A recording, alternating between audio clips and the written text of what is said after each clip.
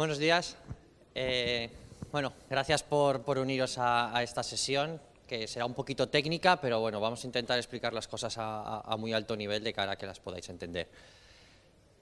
Nos presentamos antes de nada. Yo me llamo Francisco José López, soy Technical Lead en Adidas y conmigo está Miguel, que trabaja con nosotros y es uno de nuestras figuras de DevOps más importantes dentro del equipo. ¿Qué os vamos a contar? Bueno, hemos titulado la sesión como Fantastic DevOps Bees and Where to Find Them, de cara a explicaros qué es DevOps.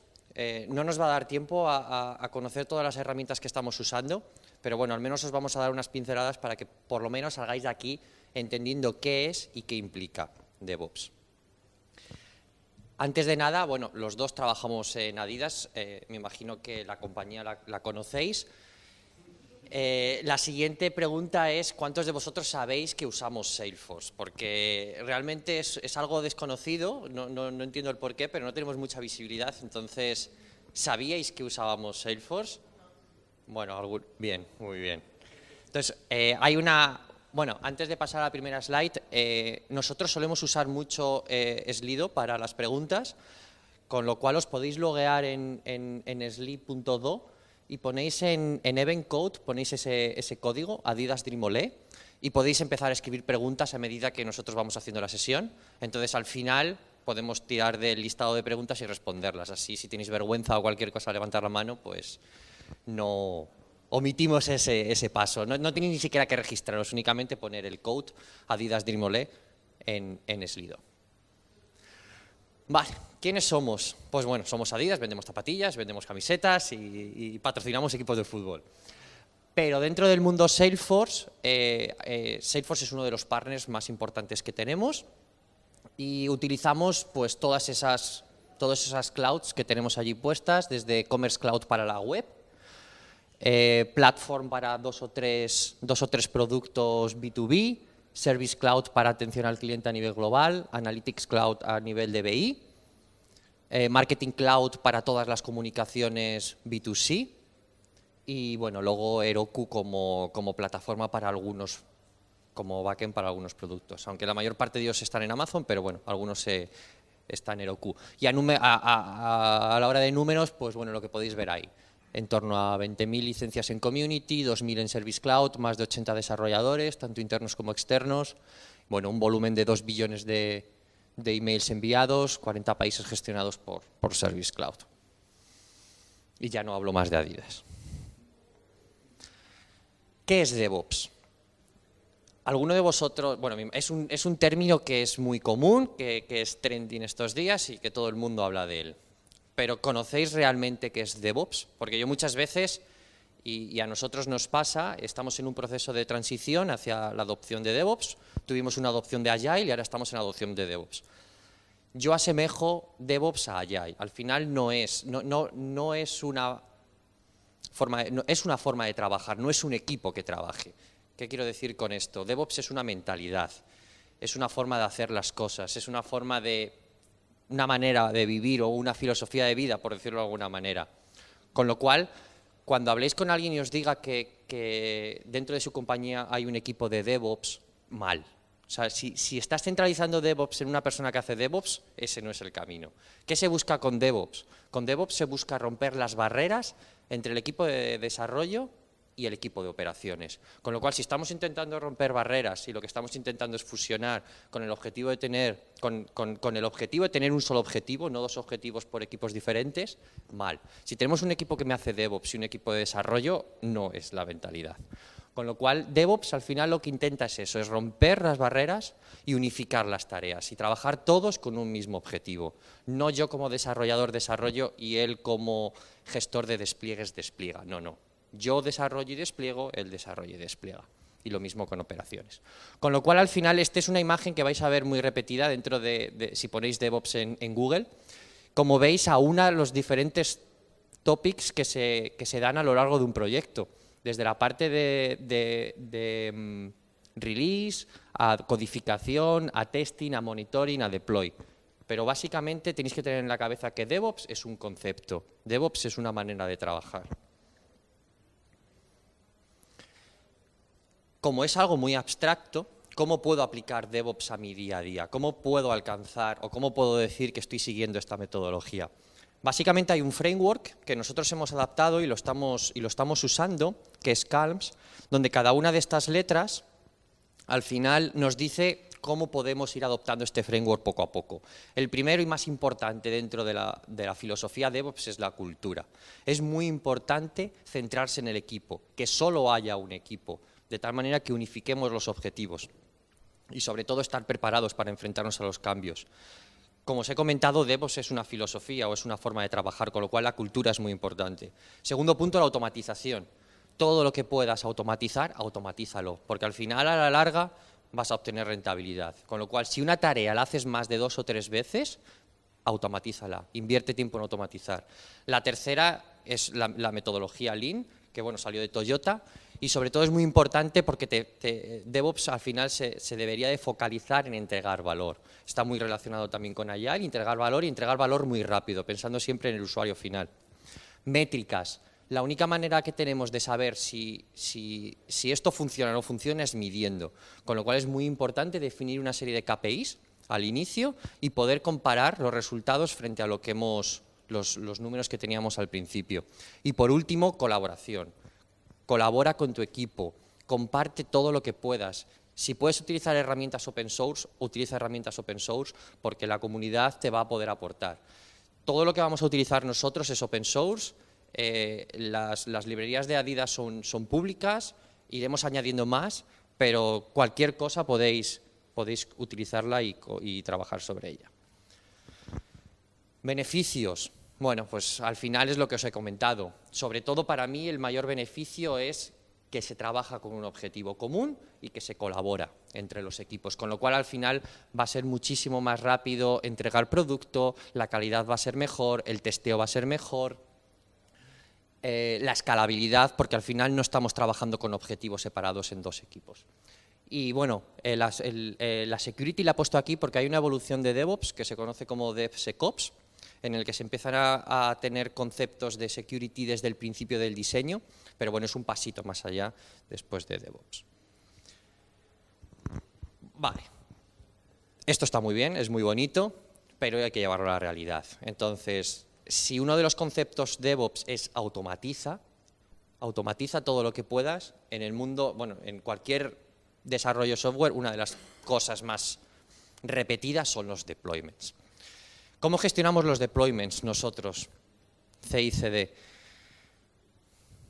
Al final, bueno, este es nuestro flujo, pero es muy parecido o casi idéntico al que probablemente tengáis todos vosotros.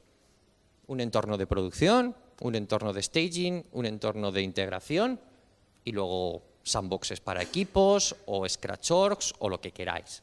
Y luego por debajo nosotros trabajamos con Git Flow, pero bueno, al final es Git, no es más que Git con distintas ramas. Hasta aquí todo muy bonito. ¿Qué es lo que pasa? Y bueno, vosotros sabéis que los deployments en Salesforce son tediosos y es algo que no es sencillo, sobre todo cuando hay mucha gente trabajando. En nuestro caso la org es muy compleja porque utilizamos una misma org para 3 áreas diferentes que no tienen dependencias unas con otras. Están trabajando 7 equipos Agile y además se quiere tener diferente time to markets en todos ellos. Si este es mi equipo y el suyo es otro equipo y yo termino mi funcionalidad hoy, quiero desplegar hoy sin tener dependencias de él. Compartiendo repositorio y compartiendo el entorno.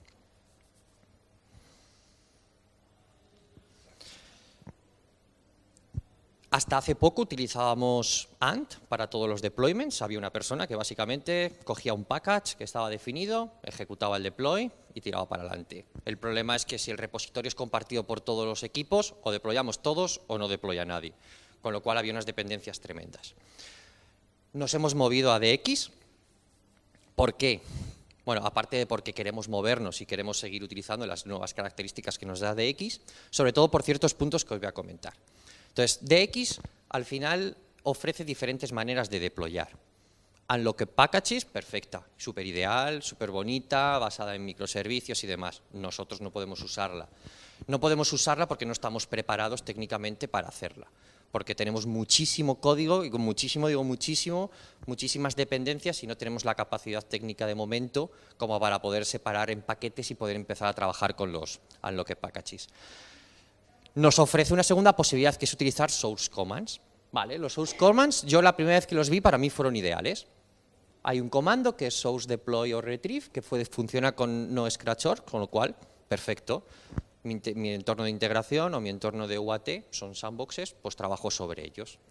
¿Qué pasa? Que cuando nos ponemos a la hora de la verdad, hay un montón de limitaciones dentro de estos comandos. Por ejemplo, no se pueden usar para deployar a producción, solo puedes usarlos para deployar a una sandbox.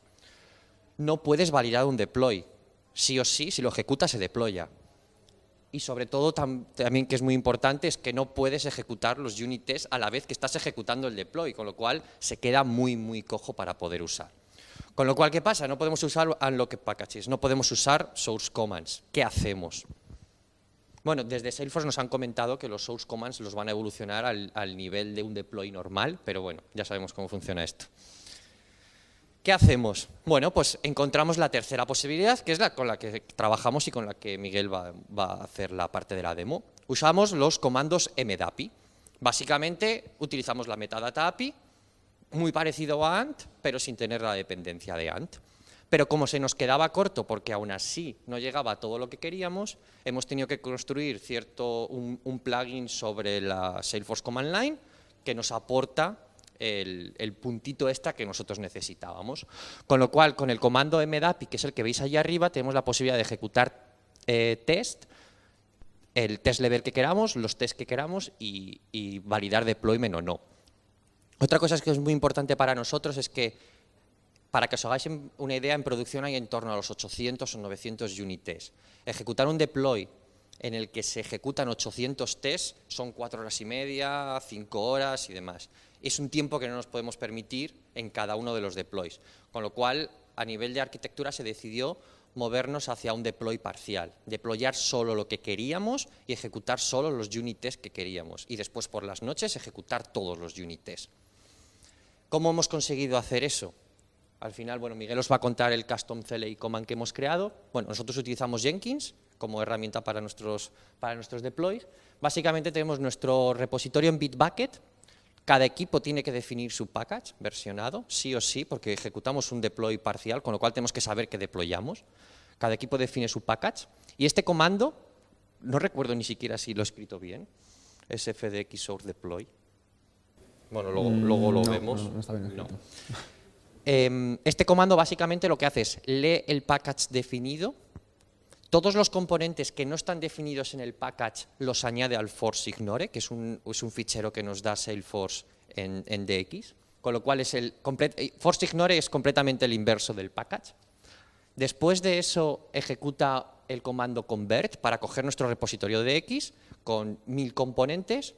De esos 1000 componentes quiero deployar 2. Me escribe 998 en el force ignore, me convierte al formato clásico de metadata, porque el comando force metadata solo funciona con classic, por decirlo de alguna manera, y finalmente ejecuta el deploy. Y esto lo hace sobre una carpeta temporal, con lo cual en esa carpeta temporal solo tengo mis 3 clases que quiero deployar con mis 2 unit tests o mis 3 unit tests para esas clases. Y ahora la parte más bonita, que es la demo. Vale, pues yo os voy a enseñar lo que ha estado comentando Fran en estos momentos. Os voy a enseñar cómo está hecho en código. Básicamente, esto es un ejemplo de cómo es nuestro repositorio convertido en DX. Normalmente, por defecto, ForceApp es donde se localiza todo el código que tenemos. Entonces, tenemos aquí todos nuestros componentes.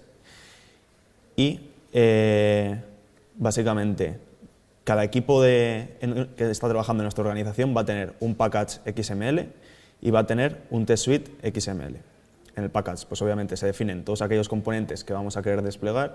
En el test suite, los unit tests que queremos ejecutar. Vale. ¿Qué es lo que va a hacer entonces este comando? Pues por defecto nos va a ignorar todo lo que tenemos, porque como ya sabéis, con la metadata API tu carpeta de código debe ser exactamente igual a los componentes que estás definiendo en el package. Entonces tuvimos que crear este script custom en el que vamos a decir, ok, me vas a ignorar todo a la hora de convertirme, menos todos aquellos archivos, todos aquellos componentes que yo tengo definido en mi force ignore. Vale, entonces, vamos a ir a Jenkins. Jenkins es básicamente nuestro servidor de Continuous Integration. Aquí hemos visto, estoy ejecutando solo 2 test unitarios, así que me va a fallar el check del 75% de cobertura, por eso está fallando. Pero si ejecutamos, y también si me funciona el Two-Factor Authentication, si no pondré el vídeo.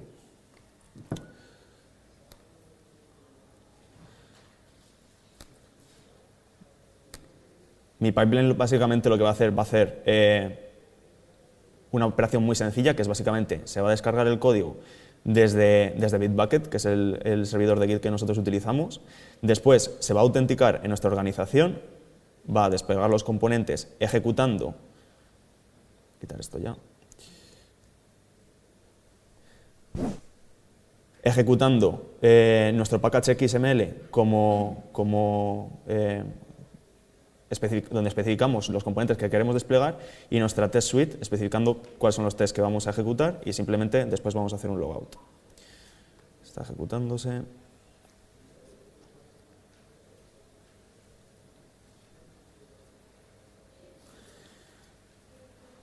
Y seguramente voy a poner el vídeo porque creo que vamos un poco apretados de tiempo.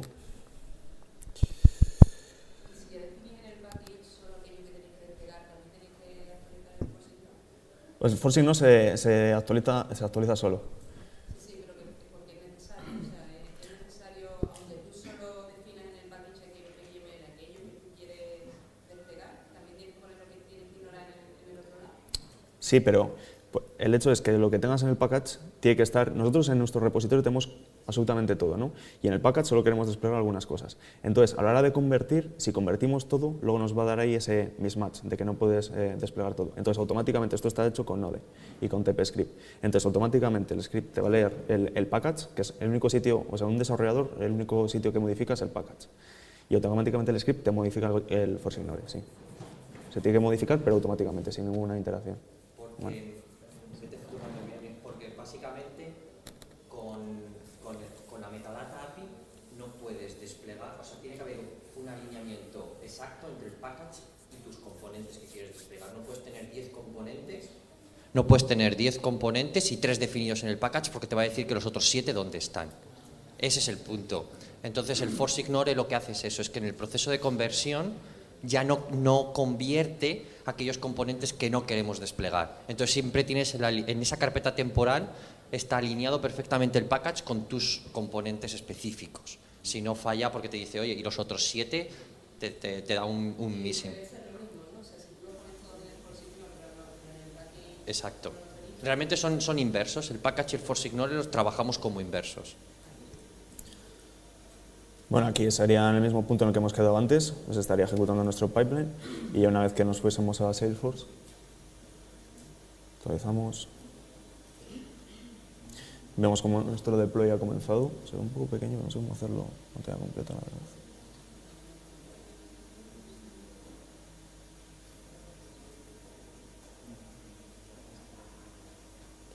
Sale un poco más. Vale, ya vemos ahí cómo nuestro deploy ha comenzado.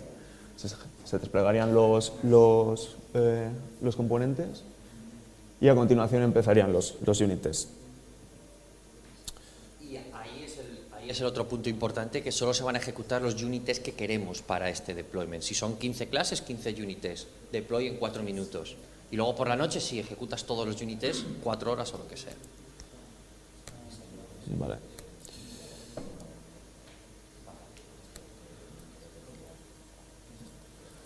Vale, pues ahora voy a hablar yo de la siguiente parte que tenemos en esta presentación, que es la parte de Test Automation.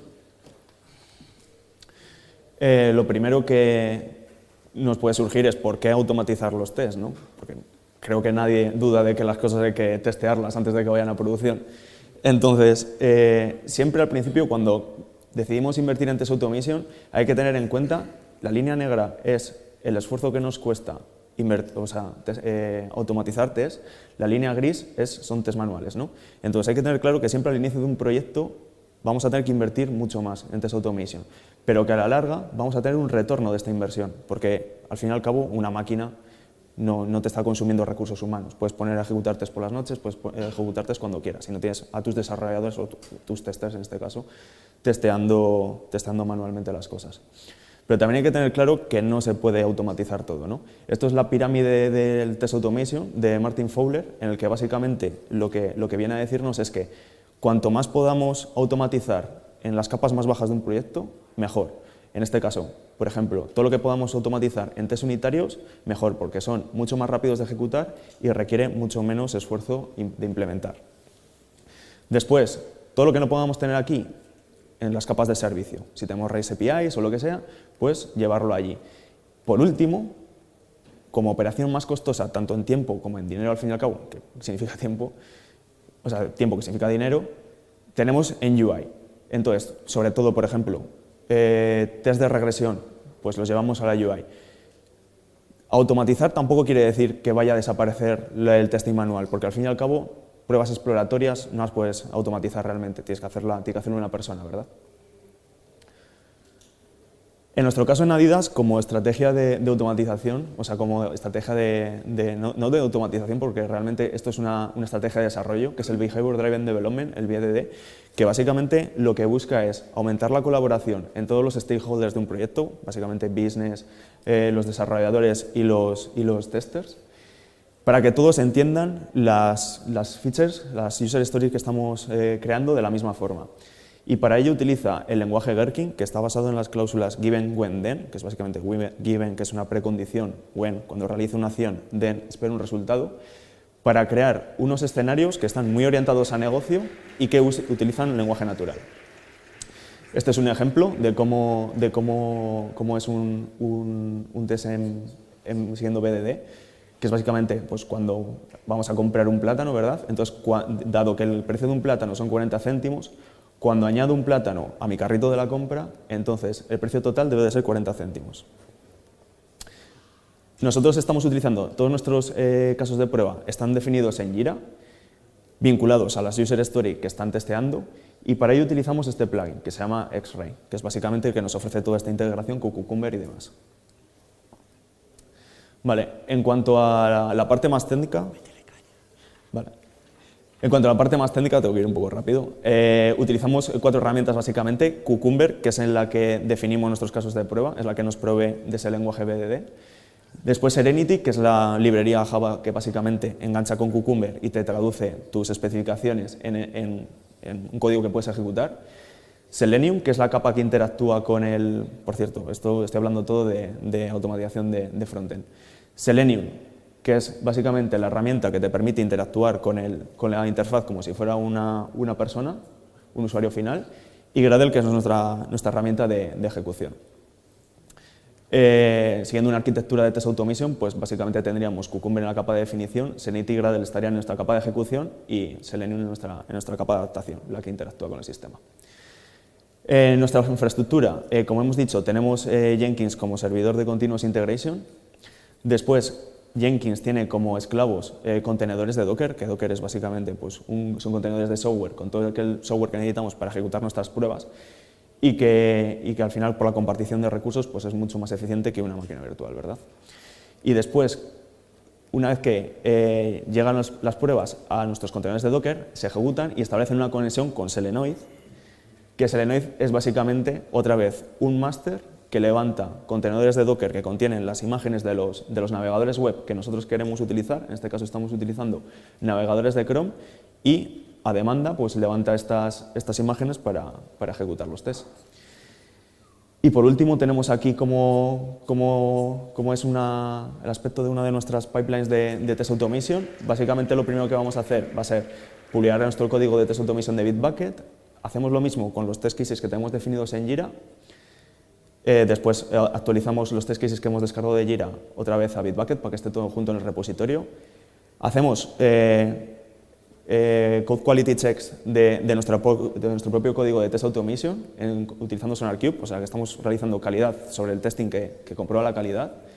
Ejecutamos con Serenity y Gradle, como os he comentado anteriormente, y después viene la parte de reporte, que nosotros generamos varios tipos de reportes. Uno es los reportes de Serenity que genera y los de Cucumber. Ambas herramientas generan unos reportes especializados. Y por último, pues también enviamos notificaciones por Slack y por correo electrónico. Yo ahora voy a hacer una demostración también de esto rápidamente. Y si no pongo el vídeo, sí también, porque si no... Porque vamos ya un poco pillados de tiempo.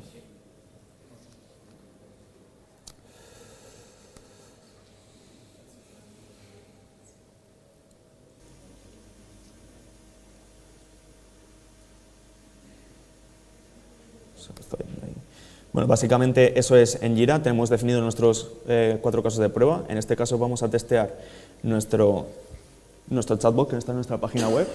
Y luego tenemos, ahí no se ve, bueno, tenemos 3 casos de prueba más en los que vamos a testear Lightning, básicamente, Service Cloud utilizando Lightning Components. He introducido un error en este test, que el caso al final debería de estar en solve, pero está in progress, definido en nuestro caso de prueba. Entonces vamos a ejecutar nuestra pipeline. Seleccionamos UAT, voy a acelerarlo un poco.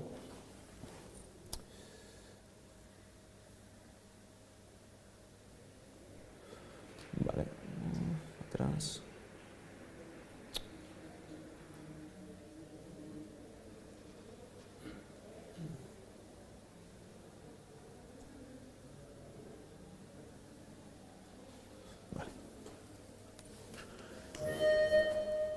Esto es el Lenoid. Entonces, en esta herramienta podemos ver en tiempo real, esto está conectado con los contenedores de Docker que tienen nuestras imágenes de Google Chrome. Entonces, en tiempo real, esto estamos viendo cómo los tests están siendo ejecutados. En este caso es el bot. Y una vez que terminen estos tests, vale, vamos a pasar.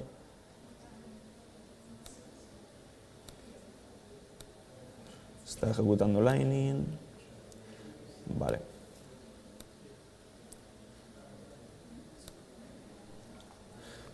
Vale, pues tenemos nuestros reportes de Serenity, en los que básicamente nos da pues, una overview de cómo ha ido la ejecución. Para los casos que hayan fallado, tenemos también screenshots y nos da una descripción del error que ha ocurrido.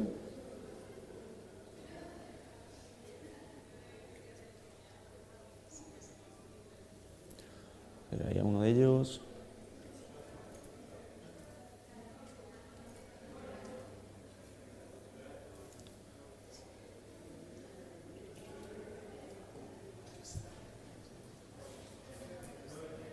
Nos da paso por paso cuál ha sido el estatus y el tiempo que ha tardado en ejecutarse. Y ahí vemos, por ejemplo, eso es el caso de prueba que ha fallado, que hemos provocado el fallo. Y aquí tenemos nuestra screenshot en el que podemos ver ahí el problema que hemos tenido. Y luego también, pues, también tenemos diariamente, se mandan también, por ejemplo,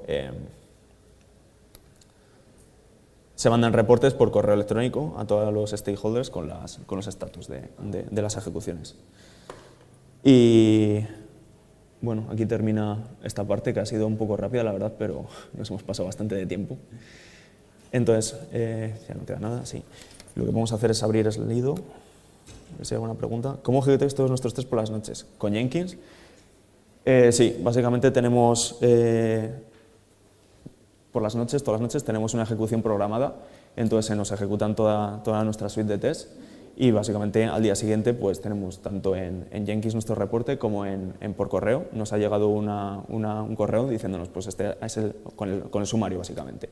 Ya cuando quieres ver el reporte detallado te tienes que ir a Jenkins, pero sí, con Jenkins. ¿Y el caso en plugin de la CLI lo tenéis público también? Lo queremos hacer público, de momento no es, pero lo queremos hacer open source y subirlo. Adidas tiene un GitHub en el que queremos subir todos los proyectos de código abierto que queremos tener y lo queremos tener allí, no está todavía. Además está muy bien encapsulado para que en el momento que Salesforce le dé la funcionalidad de verdad al source commands, hacer fácil el cambio de metodología de uso. Los funcionales que trabajan point and click, están puestos, es decir, que usan Git, hay Sí. desarrolladores que sacan. Sí, todo es a través de Git, sí o sí, o sea, no se puede deployar nada a producción que no sea a través de Git. ¿Quién pone los cambios point and click en el repositorio? ¿Quién lo hace? ¿O El equipo. el equipo? Sí, los cambios los haces con los cambios que son de configuración los haces en Salesforce, se recuperan esos cambios y se llevan al repositorio. Aquellos que no son posibles de versionar, sí que es un post-deployment step o un pre-deployment step, que lo tienes que hacer sí o sí, pero solo aquellos casos que no son versionados, que no pueden ser versionados porque la metadata API no te lo puede traer. Pero lo hace un desarrollador. Eso es la pregunta. Sí, ¿Lo hacen sí, desarrolladores? siempre es que los usuarios o bien es la parte de operaciones o bien es la parte de desarrollo, entonces los dos tienen que llevarlo a Git. No hay nadie que esté tocando nada directamente en producción. No, eso no, claro. Sí, pero la pregunta es quién sube los ¿Quién cambios sube? al repositorio. Ah, ¿Si sí, es el un perfil desarrollador más admin. o es uno? No hay, es que no existe un perfil, no existe un perfil admin. Los perfiles que son un poco más funcionales sí que tienen el conocimiento de Git suficiente como para poder recuperar, hacer el retrieve y hacer el commit después. Sí. ¿Quién hace el Sí, sí. cambio? Lo sube allí. Exacto, quien hace el cambio lo sube a Git, es responsabilidad de ese usuario. Esa era la pregunta. Y si es una persona más funcional, como por ejemplo pueden ser ciertos perfiles que son más funcionales, sí que tienen el extra de conocimiento de Git para poder hacerlo. Sí, bueno, lo primero, enhorabuena, porque creo que la pregunta está bastante guay. Lo segundo, estoy un poco sorprendido porque en mi empresa, por ejemplo, hemos montado que es casi idéntico, a algún momento le digo que están hablando de nosotros. Y nosotros nos hemos encontrado con una problemática que me gustaría preguntar, que es sobre el primer paso, ¿no? Cuando os visteis, vale, estamos usando la API estándar de Salesforce, en la API, y hemos empezado a trabajar con Salesforce y con Scratch. Nosotros nos encontramos que cuando hacías el primer retrieve, muchísimos datos no eran compatibles y tuvimos que matarnos y hacer muchísimos scripts para formatear los datos. Ejemplo, las colas de traer los usuarios, pero esos usuarios no existen en la queue, los profiles traen campos que no existen en esta Scratch, los permisos como gestionar active Scratch, que las Scratch no tienen el permiso de gestionar active Scratch de España. ¿Cómo lidiasteis con esto? Nosotros sobre todo tenemos problemas con el componente de bot, que DX no lo entiende, por alguna razón no lo entiende y no es capaz de deployarlo. Después no versionamos nada que esté relacionado con usuarios.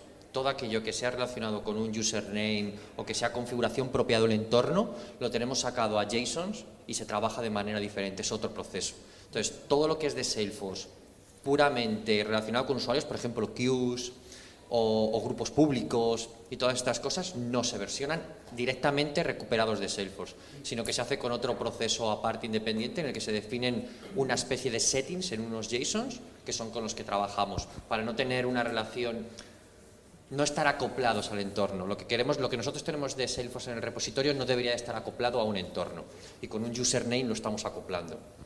Entonces trabajamos con ficheros JSON aparte que se cargan después o antes del proceso. ¿Y los permisos entonces los tenéis en Git? ¿O no? Sí, no todos, pero sí. Tenemos lo que se permite. O sea, nosotros sí que extraemos profiles, extraemos roles, pero hay permisos a nivel de campos muy específicos que quizás no se puede jugar en un package porque ese nivel de definición no es posible, no te lo permite tener en el repositorio, con lo cual, por ejemplo, permisos de campos, no a nivel de profile, sino de profile y campo, sería un post-deployment step. Sí, exacto. El punto ahí que no sé, y yo creo que no se llegará a hacer, sería poder automatizar eso después, con una capa de Selenium, poder automatizar y activar esos checks. Lo único que al día de hoy no es un esfuerzo tan grande como para tener que invertir en eso. Pues muchas gracias a todos por asistir.